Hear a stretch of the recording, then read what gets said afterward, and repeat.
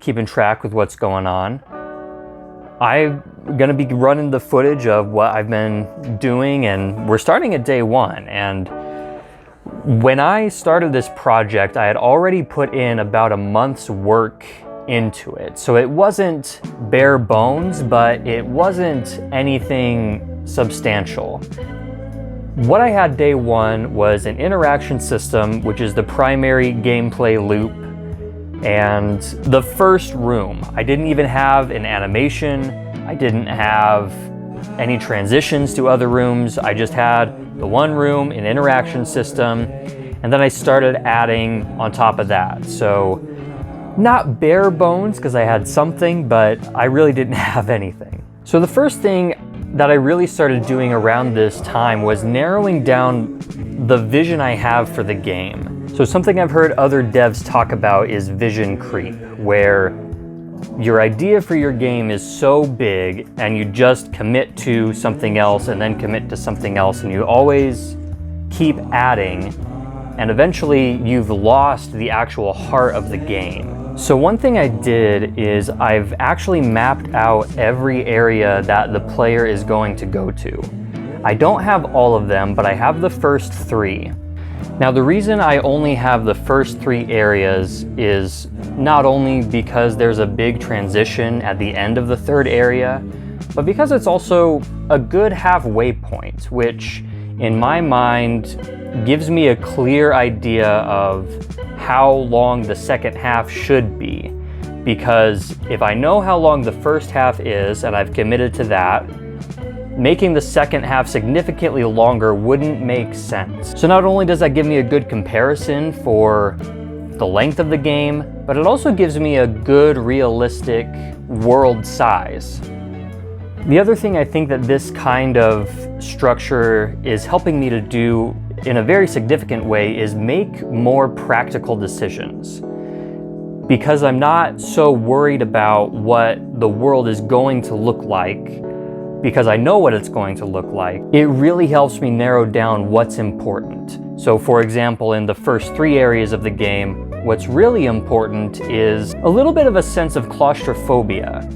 By design, the first room in the game is just a little bit bigger than the player, and there are windows of the other. They're going to be scientists peeking in, watching you. It's meant to feel very small and uncomfortable. And then after the room transitions, you go into the opposite. It's a bigger room, a little bit of empty space, empty chairs everywhere, and it's a little more lonely even though it's a bigger area. And then when you get outside, maybe you feel a little bit more free, but again, there's nobody around. There's an empty playground that you can interact with, but outside of that, there's not much to do. So because I know the limits of the world, it's very easy for me to identify what's important here. For example, having a playground would be kind of pointless if you can't interact with it at all.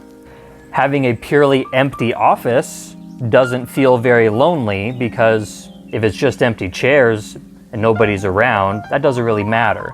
But when there's stuff scattered on the tables and stuff left on the desks and you can turn things on and off, it does feel like somebody should be here. So as far as what I'm planning and the decisions I've made in the game so far, that's kind of where I'm at. Next, I want to talk about something I'm sure you guys that have been following along are anxious to hear about: the demo release. I have to be honest, I was really hoping that it would be ready by the time this video goes up, but it's just not. And that's part of the reason why I started this project, is because I know in the grand scheme of things, in another couple weeks, the demo will be released and it will be out for you guys to try and give me some more feedback. That you've already been giving me a ton of feedback, which I'm thankful for, but this will give me a lot more direct feedback on how the game feels, the direction that it's going, and the flow of the different environments is. But by nature of my time frame that I have to work on the game, I just can't get a full demo up and running in 2 months, realistically. We're close, we're very close, and The only things I have left to add they're a little bit more practical than they are pretty. Some things are very much temporary, like the characters around you are very blocky. They're from a texture pack from Kenny. Those are not going to be in the final game. Some of the textures are not going to be in the final game, but not so much of what it looks like is the goal right now. It's more the feel and flow of the game.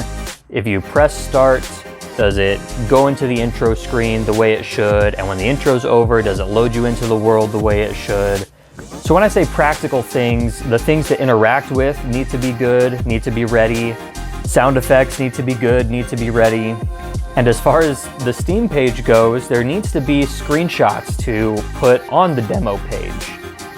Some of those steps I can skip. For example, I can Photoshop and make a little artwork of what the next worlds are going to look like.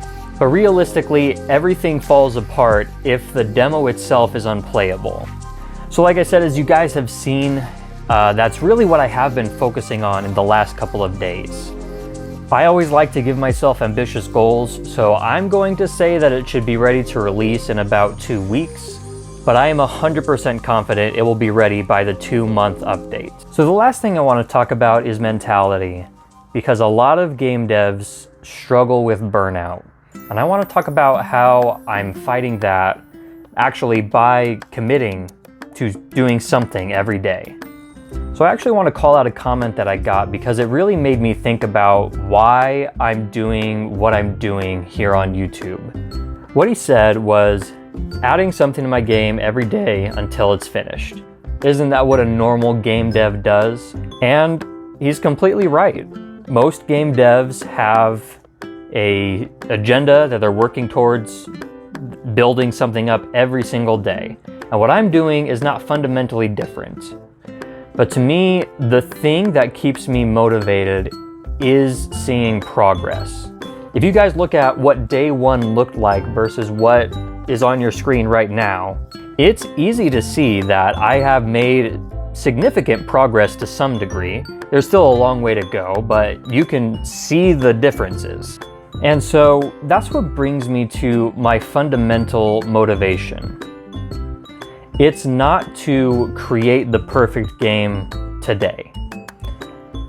At least in my perspective and the things that I've experienced, burnout happens when the goals you have are so large and unachievable that you end up giving up and running out of energy because you're chasing after perfection when that's not achievable.